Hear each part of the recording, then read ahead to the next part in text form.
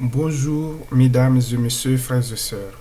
Comme nous avons l'habitude de discuter entre nous sur des sujets d'actualité ou des problèmes sociaux, aujourd'hui, j'ai décidé de parler d'un des problèmes que je pense qui est une des sources des retards de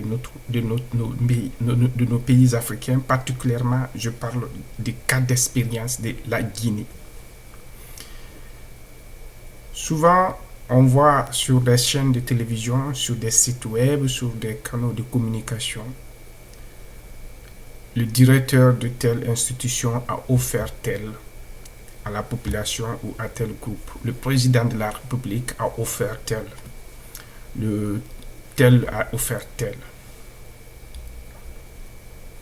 Je ne comprends pas parce que je pense que ce n'est pas logique. Et il y a beaucoup de personnes comme moi qui pensent que ces pratiques doivent changer, doivent s'arrêter. Ces personnes, souvent, c'est des personnes à des postes de responsabilité. Ils sont là-bas pour servir le peuple.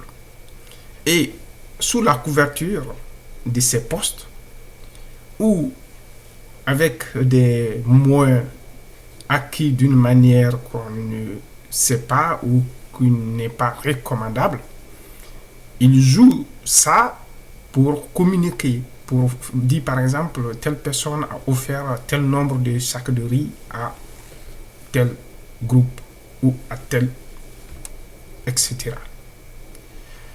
Mais en fait, comme vous le savez bien que moi, on sait très bien que ces personnes-là, sans ces postes de responsabilité, ils ne peuvent pas faire ça. Donc c'est là même une des sources de ces problèmes-là. Il faut que nos États, nos institutions, on mette des politiques en place qui sont capables de faire ces gestes sociaux, économiques ou autres, mais de répondre à ces problèmes. Et non qu'une personne vienne, prend ce système en otage et pense que c'est pour lui ou bien c'est un héritage de sa famille et joue avec ça. On doit sortir dans ça. Nous ne sommes pas dans un royaume.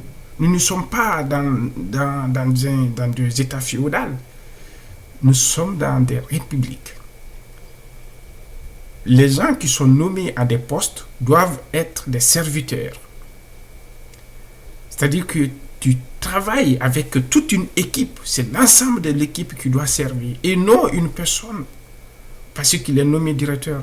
La plupart du temps, c'est très dramatique puisqu'on voit très bien quand ces personnes-là, par exemple, je prends un cas, quand il est ministre, fait des trucs comme ça, dès qu'il n'est pas ministre, il n'est même plus capable de prendre sa petite famille en charge.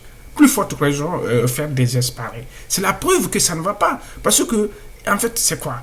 C'est des personnes qui n'ont même pas fait preuve sur le terrain, qui n'ont pas pu répondre à ces problèmes-là. Ils ont fini les études, ils ont eu des contacts parce que oncle ou cousin ou connaissance était là, qui lui a mis dans le réseau et il monte comme ça, sans faire preuve sur le terrain.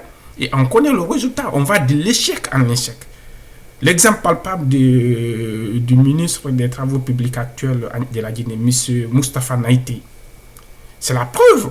Il est efficace, il a des résultats parce que ce monsieur, après ses études, nous, on était étudiants en ce moment en Guinée, on a vu, il faisait des choses sur place.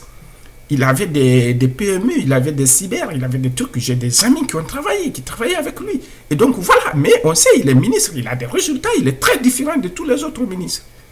Et c'est comme ça qu'on doit partir à la base des personnes qui ont fait des preuves. Et non prendre des gens parce que c'est le cousin ou c'est mon neveu ou c'est Paul ou c'est Pierre.